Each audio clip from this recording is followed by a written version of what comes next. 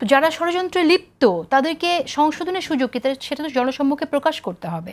তো এটা প্রকাশ না করে উনি যে থ্রেট দিচ্ছেন, অর্থাৎ নিজেদের এটাকে একটা বার্গেনিং টুল কিনা, যে আমার কাছে রেকর্ড আছে, তুমি এখন আমার কথা শোনো, আমি যেভাবে চাই, তাহলে সেটা তো একটা রাজনৈতিক দলের পক্ষে হয়ে গেল। তার চাইতে বরং স্বচ্ছতা কাম্য ছিল, সেটা কেন আমরা পাচ্ছি না? দেখেন, রাজনৈতিক দলগুলোর বক্তব্যের ভিতরে কিছু আছে রেটরিক। আপনার এখানে এর আগে আমি আলোচনা করেছি যে বিএনপি চেয়ারপারসনের যিনি পিএস আপনার সাত্তার সাহেব, সাত্তার ভাই আমলাদের একটা প্রোগ্রামে বললেন যে সার্ভিং আমলা কারেন্ট অফিসারদের সামনে বললেন যে 8 জন উপদেষ্টার ব্যাপারে ওনার কাছে প্রচুর কাগজপত্র আছে এবং প্রয়োজন হলে উনি অক্টোবরে ডিসেম্বরে নির্বাচনের আগে এগুলো পাবলিক করে দেবেন।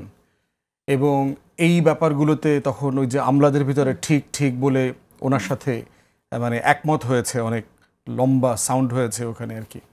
এখন প্রশ্ন হচ্ছে, আমরা তখন দাবি করেছি যে 8 জন উপদেষ্টার ব্যাপারে আপনার কাছে যদি মামলা করার মতো অথবা অভিযোগ দায়ের করবার মতো এভিডেন্স থাকে, জাতিকে না জানান, অ্যাটলিস্ট দুদকে কাগজপত্রগুলো জমা দেন, দুদকের পক্ষ থেকে অ্যাটলিস্ট ইনভেস্টিগেশন হোক, এটা একটা পাবলিক রেসপন্সিবিলিটি।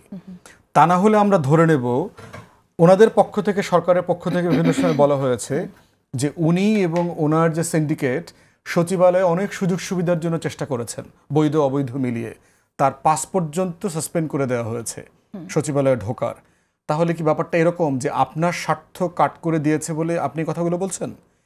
এই জন্য সেই প্রশ্ন সামনে আসছে।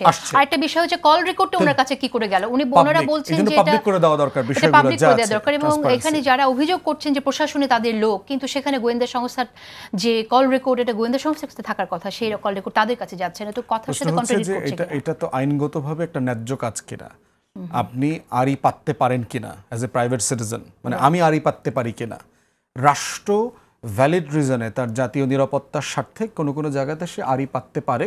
একটা জুডিশিয়াল ওভারসাইট থাকতে হবে, সেখানে প্রসেস ফলো করতে হবে, আওয়ামী লীগের মতো করে না, জিয়াউল হাসানের মতো করে না। তো সেই জায়গাতে এই ধরনের কথা বলাটা অন্যায্য কথা, এটা বেআইনি কথা। এখন এটাকে কি পলিটিক্যাল রেটরিক আকারে দেখবো, না এটা একটা ন্যায্য? উনি তো স্পষ্ট করে বলেছেন কয়েকজনের কল রেকর্ড আছে, সেটাকে আমরা পলিটিক্যাল রেটরিক হিসেবে দেখার সুযোগ আসলে থাকছে কিনা বলা দরকার। যে আপনি এটা অ্যাটলিস্ট যদি এখানে মনে করেন যে এই কাজগুলোর মধ্য দিয়ে রাষ্ট্রের ক্ষতি হচ্ছে, যে ডিপার্টমেন্ট যেটার সাথে জড়িত, যদি ফাইন্যান্সিয়াল ট্রান্সপারেন্সির ব্যাপার হয়, দুদকে বলেন, অভিযোগ করেন, প্রসেস ফলো করা দরকার। তা না হলে এই ধরনের রেটরিক্যাল বক্তব্য গণ অভ্যুত্থান পরবর্তী বাংলাদেশের জন্য আসলে ভালো না। আমরা যেটা বারবার বলি সেটা হচ্ছে ট্রান্সপারেন্সির কথা বলছি। জাভেদ যেটা বলেছে যে অধিকাংশ উপদেষ্টার পারফরমেন্সে আমরা হ্যাপি না।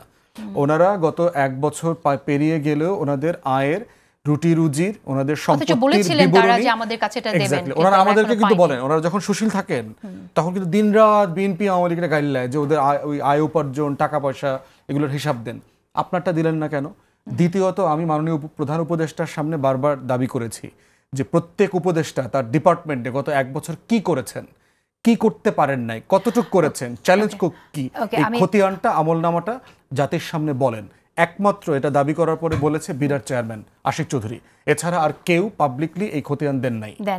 রাইট। আর এই যে ক্যাবিনেট কমিটি যেটা করা হয়েছে, এটা চর্চা নেই, তারপরেও ক্যাবিনেট কমিটি করা হলো, এই প্রচলন না থাকার পরও করা হলো, এটা আসলে কার উদ্দেশ্যে, কি কারণে করা হলো? আমরা অনেক সময় শুনি সরকারের ভেতরে আরেক সরকার আছে। সো আপনি কিভাবে দেখছেন আসলে? তার মানে কি এটাই প্রমাণ হয়ে যায় সরকারের ভিতরে সরকারকে আসলে এমপাওয়ার্ড করা হচ্ছে? সরকারের ভিতরে সরকার যেমন আছে, দলের ভিতরে দল আছে, আবার সেই দলের ভিতরে আবার দল আছে। সরকারের ভিতরে সরকার যদি বেশি পাওয়ারফুল হয়ে যায় তখন তো আসলে ব্যাপারটা এরকম না। বিষয়টা দেখতে হবে যে আপনার একটা ছোট টিম অন্তর্বর্তীকালীন সরকারের এই পুরো কাজটা, দায়িত্বটা ফাংশন করছে, তার রাজনৈতিক সরকার না। অতএব রাষ্ট্র চালানোর যে ইন্টারনাল অ্যাকাউন্টেবিলিটি প্রসেস, এটা কতটুকু উপদেষ্টাদের প্রভাবিত করছে সেটাও তো একটি প্রশ্ন।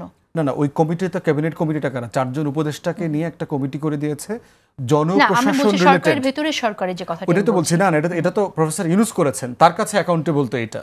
তো সেই জায়গাতে আপনার যে আমরা যে প্রশাসনের ভিতরে কাকে কোথায় পোস্টিং দেব, 4 জন একটা প্রস্তাবনা রেডি করবে, যে রেডি করার প্রসেসের মধ্য দিয়ে এরপর এটা চিফ অ্যাডভাইজারের কাছে যাবে।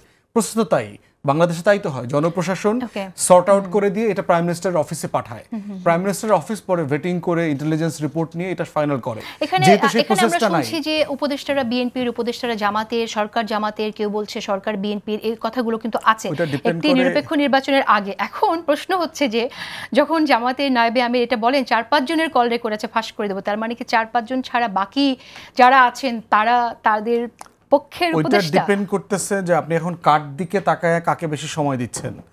এখন সাইদ মনে করতে পারে তাকে হয়তো আপনি বেশি পছন্দ করেন, তাকে বেশি সময় দিচ্ছেন, সে সেটা একটা বড় দর্শক দলের দেখবে, প্রতিনিধিত্ব দর্শক করে। দেখবে। জাভেদ মনে করতে পারে যেহেতু সে কালকে তারা জুলাই স্বাক্ষর অনুষ্ঠানে যাচ্ছেন না, তাকে অবশ্যই সার্টেনলি আপনি কম পছন্দ করেন, এটা হইতেই পারে আর কি।